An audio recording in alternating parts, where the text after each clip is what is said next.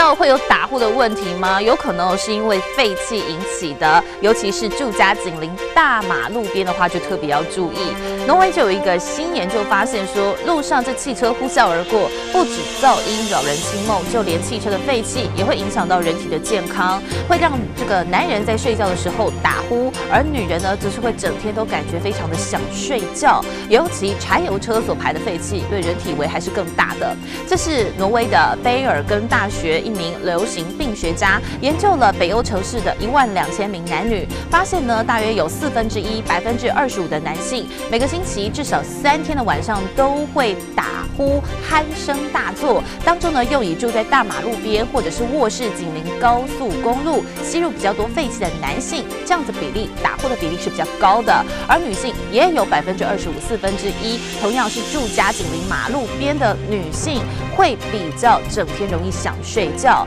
而国内医师其实也赞同这样的研究方向，表示呢，其实空污的环境会干扰到病人的呼吸系统、发炎等等，进而影响到睡眠。